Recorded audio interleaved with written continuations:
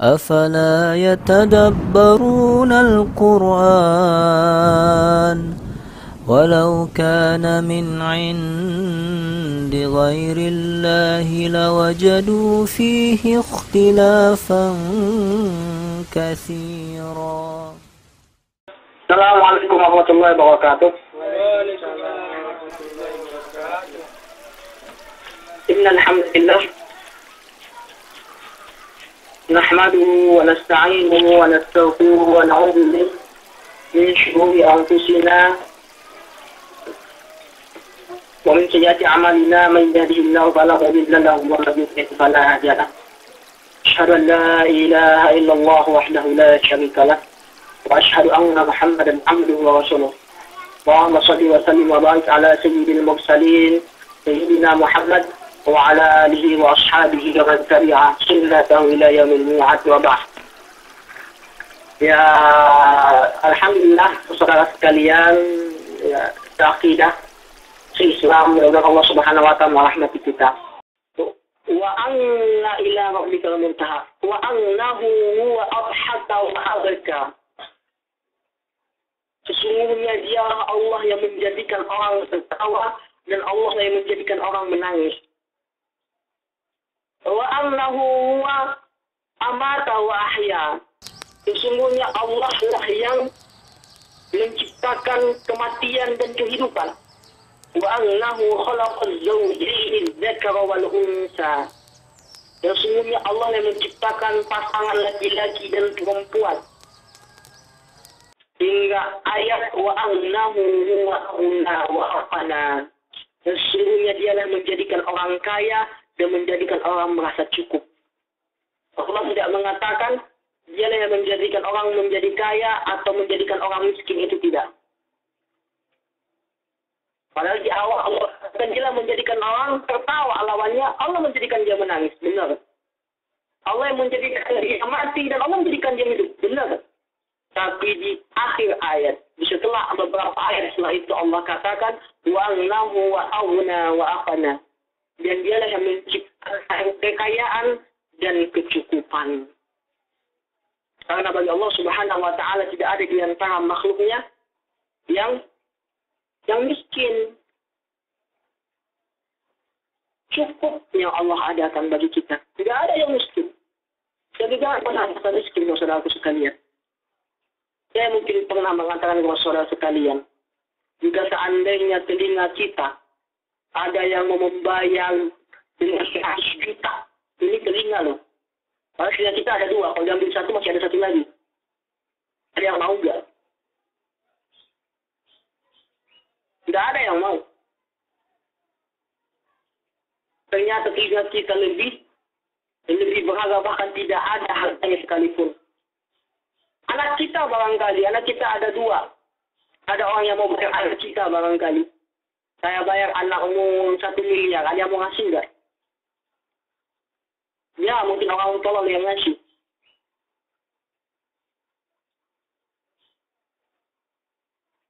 Tapi bagaimana? Itulah kekayaan kita. Dan Allah Subhanahu wa taala dalam Al-Qur'anul Karim jelaskan, wa nabluwannakum bisyai'in, dan kami benar-benar akan menguji kalian dengan sesuatu. Bisyai'an dalam tafsirnya biqalilin, dengan sedikit. Ternyata Allah menguji kita dengan sedikit, walaupun kita masanya banyak. Kadang-kadang kita merasa, oh betapa besarnya ujian ini kepada aku. Semakin aku beri, semakin besar cobaannya. Ternyata kata Allah itu sedikit. Kenapa? Karena kalau dibandingkan dengan anugerah dan nikmat Allah kepada kita, ujian itu belum ada apa-apanya. Dan di antara nikmat Allah yang paling besar yang harus kita lupakan adalah nikmat iman dan nikmat Islam. Saudara-saudaraku sekalian, Allah sebutkan dalam Al-Quran setelah mengatakan wa naqsin minal amwali wa anfusi was samarat, dan kekurangan harta. Bisa jadi hartanya karena hilang, karena longsor, hilang karena orang lain, bahkan karena memang tidak ada rezeki. Dan kekurangan jiwa, matinya mungkin orang yang kita cintai. Wasamarat, dan hilangnya buah-buahan. Musim kelaparan, naiknya punya harga, termasuk uangnya buah-buahan. Tapi apa Allah katakan? Wabashshirus sabirin. Beri kabar gembiralah mereka yang sabar ketika mereka mendapati ujian itu. Allah katakan gembirakan mereka. Allah nggak katakan sedihlah kalian. Ya. Wahai Muhammad, berilah kabar gembira kepada orang yang sabar ketika mereka merasa takut, mereka merasa lapar, mereka kekurangan jiwa, harta, dan seterusnya. Allah katakan beri kabar gembira mereka. Bukan beri sedih, bukan sedihkan mereka. Beri kabar buruk mereka, enggak. Coba perhatikan dalam Al-Quran Al-Karim, saudaraku sekalian. Di sana dalam Al-Quran sering Allah sebutkan wallahu ma'as sabirin. Allah bersama orang-orang yang sabar. Innallaha ma'as sabirin. Sesungguhnya Allah bersama orang yang sabar. Benar tidak? Tapi tidak ada satupun ayat yang mengatakan innallaha ma'as syakirin. Allah bersama orang yang bersyukur, itu tidak ada. Tidak ada dalam Al-Quran. Kenapa saudaraku sekalian? Karena saking beratnya rasa sabar dan semua karena nilainya yang sangat tinggi sampai-sampai Allah menyebutkan kebersamaannya dengan orang-orang yang sabar. Bayangkan ketika kita ditimpa musibah, ada teman kita yang menghibur kita, akan dia katakan apa? Tenang, aku akan selalu bersamamu. Aku akan selalu menemanimu. Aku akan selalu menghiburmu. Betul nggak? Hati kita pun tenang. Tapi Allah, untuk orang-orang yang sabar, Allah katakan apa? Innallaha ma'as sabirin. Sungguhnya aku bersama kalian, wahai orang-orang yang sabar. Kenapa harus kalian takut? Aku bersama kalian. Aku yang melindungi kalian. Aku yang memberi makan kalian. Aku yang memberi rezeki kepada kalian. Bukan manusia. Kenapa kalian takut? Aku tidak akan pernah menyia-nyiakan kalian. Kenapa tidak takut? Apakah Allah akan membiarkan kita begitu saja? Ya.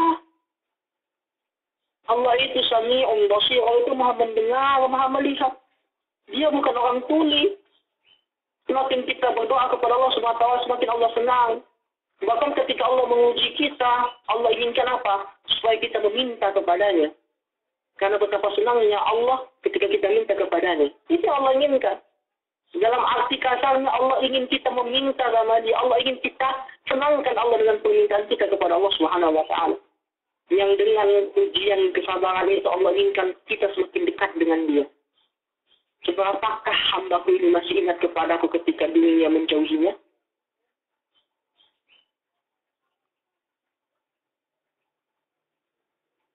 Siapakah mereka orang yang sabar itu? Kata Allah Subhanahu wa taala dalam Al-Qur'an Al-Karim, alladzina qalu idza asabatuhum musibah. Alladzina idza asabatuhum musibatun qalu, yaitu orang-orang yang apabila ditimpa oleh musibah, apapun musibahnya, rasa takut, musibah hilangnya harta, musibah kelaparan, musibah orang meninggal, mereka mengatakan inna lillahi wa inna ilaihi raji'un. Kesalahannya di masyarakat kita hari ini, orang mengatakan inna lillahi wa inna ilaihi raji'un, itu hanya orang yang meninggal saja. Padahal tidak. Berbagai macam musibah yang menimpa kita, apakah dia musibah diujinya agama kita, musibah merebaknya kesesatan dan perzinahan, juga kemaksiatan. Abdullah bin Abbas sering mengucapkan inna lillahi wa inna ilaihi raji'un ketika bertebarannya kemaksiatan dan raja-raja zalim pada zamannya. Kita sering mengucapkan inna lillahi wa inna ilaihi raji'un. Apa artinya? Ya Allah, sungguhnya kami hanya milik Allah. Ya Allah, sungguhnya kami hanya milik-Mu. Kami tidak berkuasa atas diri kami. Hanya Engkau yang berkuasa atas kami. Wa inna ilaihi raji'un. Ya Allah, kepadamu lah kami kembali. Bukan kepada harta, bukan kepada anak istri, bukan kepada manusia, kepadamu ya Allah. Itulah maksud dari doa itu. Sering kita ucapkan itu, tapi itu apa maknanya? Ulaika alladzina alaihim salawatun min rabbihim wa ulaika humul muhtadun, kata Allah. Mereka itulah orang-orang yang Allah berikan kepada mereka salawat. Ternyata Allah bersalawat kepada orang-orang yang sabar. Ya Allah bersalawat. Ternyata Allah itu bersalawat bukan hanya kepada Rasulullah, tapi kepada kita yang sabar. Maknanya adalah Allah mendoakan kita. Allah memberikan rahmatnya kepada kita, menyayangi kita. Ya. Dan mereka lah orang yang mendapatkan petunjuk. Kita tidak apa-apa yang dibandingkan dengan para nabi yang saya sekalian. Siapa lagi contoh dari para nabi? Alhamdulillah, dan sering sekali saya katakan Alhamdulillah. Kita masih tinggal dalam keadaan muslim. Orang tua muslim, istri muslim, anak-anak muslim. Insya Allah, Alhamdulillah. Lihat Nabi Nuh, istrinya kafir, anaknya kafir. Lihat Ibrahim, ayahnya kafir.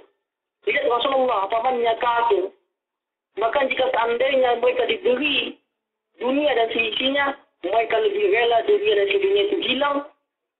Asal orang tua mereka, anak istri mereka, Allah selamatkan dunia dan akhirat. Tapi tidak demikian adanya. Maka kita jangan mengukur cintanya Allah Subhanahu wa Ta'ala dengan harta. Kita jangan mengukur cintanya Allah Subhanahu wa Ta'ala dengan musibah, berbagai macam musibah itu. Secinta Allah kepada kita ketika Allah kepada kita hidayah.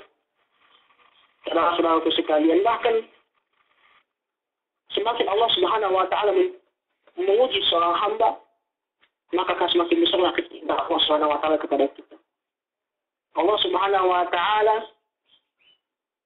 menguji kita karena Allah cinta kepada kita, bahkan Allah marah kepada kita. Fir'aun lihat itu, Allah tenggelamkan orang yang paling kafir di muka bumi ini. Fir'aun kaya. Allah biarkan mereka menikmati kekayaan itu. Allah biarkan mereka mengecap semua nikmat dunia ini. Namrud juga, Abu Jahal, Abu Lahab juga. Tetapi innamad dunya fana. Dunia itu hanya sementara. Walal akhiratu khairu wa abqa. Dan sesungguhnya akhirat itu betul-betul lebih baik dan lebih kekal. Makanya wahai saudaraku sekalian, segala ujian ini, segala musibah ini telah akan hilang ketika kita masuk ke dalam surga Allah Subhanahu wa Ta'ala. Kenapa tidak? Karena memang dunia ini tempatnya ujian bagi kita, bukan surga bagi kita. Apakah kita lebih memilih di sini kita merasa nikmat, nanti di akhirat kita disiksa selama-lamanya? Kita lebih pilih yang mana?